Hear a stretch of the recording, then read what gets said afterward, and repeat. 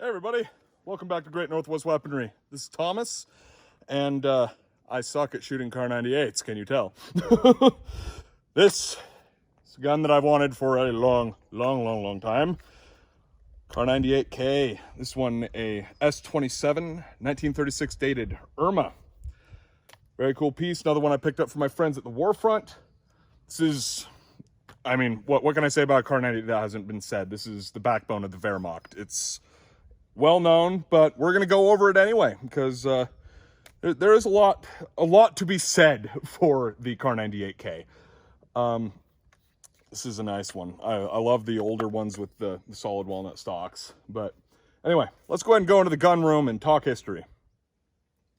On June 21st, 1935, the Carbiner 98 Kurz, or Kar98k, as it is more commonly known, was officially adopted, though the rifle had actually been commissioned to be developed in 1934 by the Heereswaffenamt, or the Army Weapons Agency.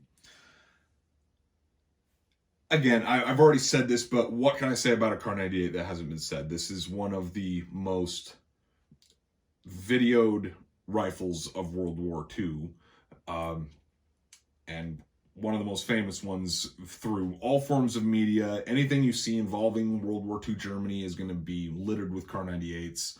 And again, I want to stress terminology here. Kar98k, the K is an important designation. A lot of people just say, hey, have you got a Kar98? And to the average Joe, that's passable. If you just say Kar98, most people are going to know you're talking about a Kar98k. If you're talking to a collector of World War I and II guns, particularly of World War I and II German guns, they're like, well, you're talking about Kar98A, Kar98B, Kar98k, what are you saying? And this is kind of important because all of these play into the development of this rifle. The Kar98k is a little shorter than the Kar98A. We covered that gun a bit when we did our video on the Gewehr98, of which, of course, is the origin point for the Kar98k. But really, it's basically just a short Kar98B, of which, again, we talked about the Kar98B previously, but quick refresh. I believe it's 1924 that it was adopted, and it's a carbine in name only. The reason they called it as a carbine is because the Treaty of Versailles, it was determined, or I believe it's Versailles. It was determined that Germany could not produce rifles any longer. They could only produce carbines, so they made a Gewehr98 with a remodeled rear sight, of which in fact would look just like this one, and they called it a Kar98B. It was a Gewehr98 with a couple of upgrades. Anyway, the Gewehr98, Kar98A, Kar98B, it all comes together into the Kar98k, as well as a few other models. It's the culmination of Paul Mauser's work, really. The Gewehr98, you could argue, was the single most influential gun of all time. This is probably the single most influential bolt-action rifle. This is probably the most famous one. The Kar98k, again, it's almost overused in media. Like I say, I don't really need to do a video on this. You guys can find more information than I have for you on these guns, but wanted to give you guys my take on it, especially now that I have one. I'm very happy to have this thing. And a lot of videos are going to be made with this gun. But got a lot of cool accessories with it too. All of this I picked up from my friends at the Warfront. I actually picked this up a couple of years ago. It's just some Kar98k pouches. These hold 30 rounds, 10 per pouch, 2 clips. Tabs on this are a little rough, but I didn't pay much for it really. And 1943 date. Also got an original bayonet. This is a 1938 dated bayonet. And yeah, doesn't appear to have been sharpened, which these should not be edged. If you find an edged one, someone added the edge to it later. That's very common with bayonets. A lot of people don't quite gather the part where bayonets were in no way meant for slashing. 90% of the time, they were purely meant to stab. That's why, like, in the case of the British, you know, they adopted something like the pig sticker, which, you know, you cannot slash someone with a round piece of metal. You could maybe give them a good thwack with it, but the whole point of a bayonet is to stab. Put that back where I had it. About 10 different companies maybe even more, manufacturing Kar98k by the end of the war.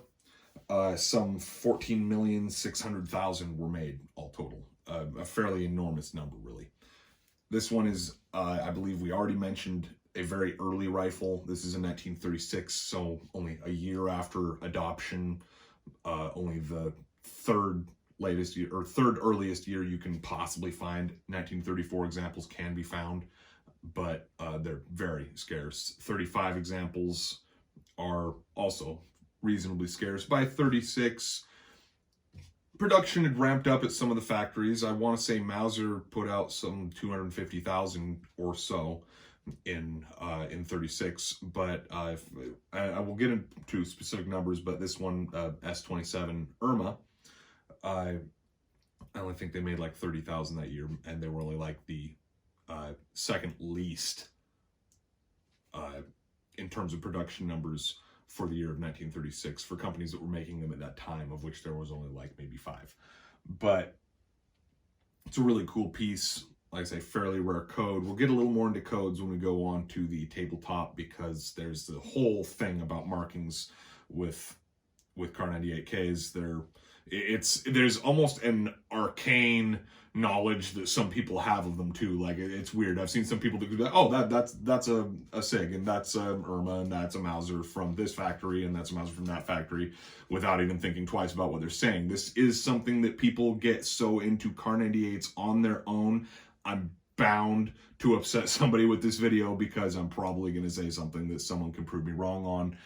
If you have some information that I don't, or that I just don't mention in this video, or if you simply disagree with or have evidence to the contrary of something that I say, please feel free to let me know. Just don't be rude. There's a couple of features on this rifle that we'll be taking a particular look at. One being this front barrel band.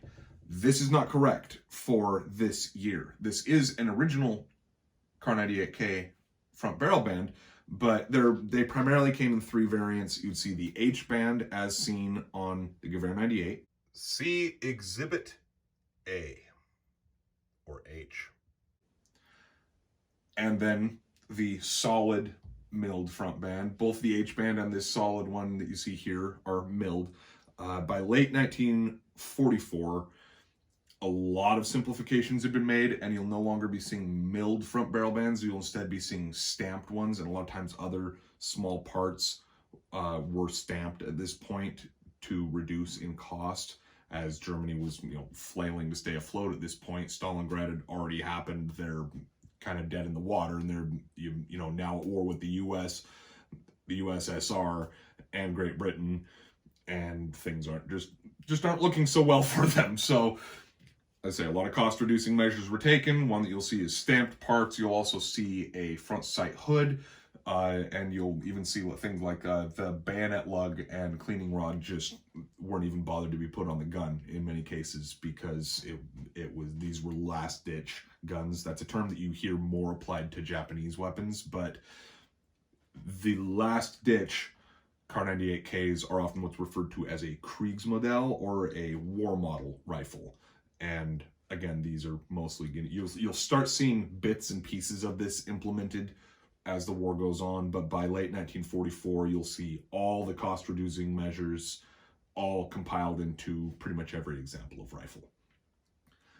Again, markings is something that we're going to have to pay particular attention to, because there's a lot of variation, particularly with codes, and even early on with the manner of determining the date. From, I think it's 1936 on, you'll see either a 4 or a 2-digit year date. So it gets pretty easy from there, but for 34 and 35, it's not as clear. But I'm just really happy about this thing. There's just so much information that I could find on this that it was a little baffling to know where to start, and as such, we're going to probably be looking at Kar98s in a demo format again. I do have at least one more that I would like to take a look at and elaborate on Russian capture rifles, as this other one is a definitive Russian capture. This one does not appear to be. This is what I would call a shooter grade rifle. It is definitely not a collector's grade rifle, though it is a fairly, if not rare, then obscure code and year combination. But things like the bottom plate on the magazine is re-serial numbered to match the receiver, and then Waffenamt, of which indicates that this was very likely re-arsenaled somewhere in the middle of the war. And just little things like that tell me that this thing, very certainly has been there, done that. And that is kind of what I'm looking for in most of my collection. Every now and then I want something particularly nice, but for the most part, I just want something that was there. And I think you can safely say that this was. Anyway, this video is going to be long enough as is. Let's go ahead and go to the tabletop and look at some markings. With this rifle being such an early example, we've got a couple interesting markings that we get to look at here that are contrasted to what you'll normally see. So at the tip of my finger on the receiver and the barrel, you've got Weimar eagles. In 37, these would be replaced with, seen in the middle on my Walther P38, the eagle clutching a swastika.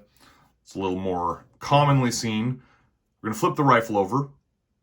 Now on the right side of the receiver, you see similar eagles above a code. I believe it is 280. These are actually your proof markings. And again, using my P38 as an example, in 1937, those would be replaced with the stick wing eagles. So a lot of changes came to the Kar98 in terms of markings in 1937. And that also plays into the coding system that we've talked about. So this particular example, S27, is Werk out of Erfurt. We've established this in a couple of different statements up to this point, but the actual order in which things are printed on this changed repeatedly. So originally, you would have an S on all of these rifles, followed by a 2 or 3 digit code. And then in 1934, the year 34 would be denoted by a K suffix, The G actually came about in 1935. So if your rifle is a 1934, it will be denoted with a K. If it's a 1935, it'll be denoted with a G. In 36, the suffix was dropped and they went to a 2 or 4 digit year. This one being a 4 digit, 1936. In 1937, they'd also dropped the S suffix and switched to a letter code system, such as the BYF seen on Mausers. So this is right in an interesting in-between era when the suffix had been dropped, but they were still using the numeric codes. Now, we've looked at how to remove Mauser bolts from various different kinds of rifles. It's going to be the same on this one. Open the bolt, pull it back, pull out this lever, and pull the rest of the way. Piece of cake. And then to reinsert it, you can either hold the lever out or not. You can just put the bolt in and just kind of push it back into place. With most Mauser rifles, you can pull the trigger and then pull the bolt down to safely decock the rifle without dry firing it. Talked a little bit about the sights on the Kar98. They're quite interesting. I believe this rear and front sight configuration, I'm running out of room, is what you'll often referred to as a barleycorn sight. The whole idea of this sight was aim low. So you were to aim at the belt buckle and you'd hit anywhere from the lower stomach to the head, depending on the particular rifle and how it was sighted in. One more quick thing that we're going to take a look at. We've mentioned this in the Gewehr98 video, actually, but with bayonets, with German bayonets, determining a date is a piece of cake. It's marked on the spine, right at the tip of my finger there. This one is a 1938. Looks like got a little bit of corrosion there, might need to clean off. Right side is going to be serial number, left side is going to be manufacturer. So this is a E, PAC, and S. I'm not certain, but I believe the S would be E, PAC, and Sun.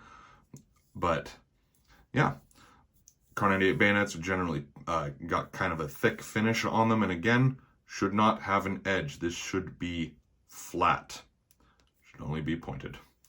So let's go ahead and go back out to the range and put another 5 rounds through this thing. Loading Kar98k is going to be the same as any other of the Mauser designs. Just pop the bolt open. Got 5-round stripper clip.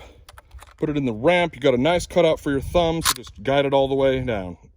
It's best if you have your thumb close to the base. Goes very smoothly.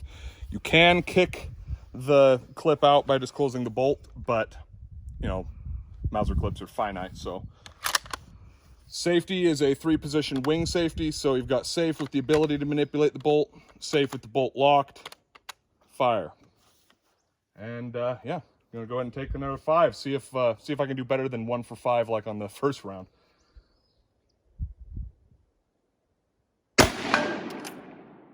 We killed the target. I'm gonna shoot a tree.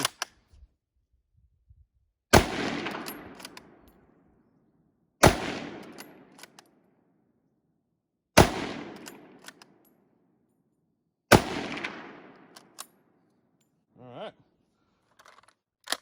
Well, might have done better. We'll never know because I think I cut the hanger in half with that first shot. It hit it, but you know, it is what it is. Nonetheless, I'm so happy with this thing. Got Kar98 and the Gewehr98 covered now, and at this point, we've covered all 3 of the major Axis Powers bolt-action rifles. So you're going to start seeing versus videos a lot more regularly. It is actually my intention to start doing a cycle of demo, versus, and day at the range videos, one on the 5th, 15th, and 25th. So we'll cover all of our bases every month. So if there's one segment that you particularly look forward to, watch out for the order that we go in. Haven't established that exactly just yet, but we're going to try and pump out 1 of each kind of video per month. Meanwhile, hope you all enjoyed the video. It's been Thomas with Great Northwest Weaponry, and I'll see you next time.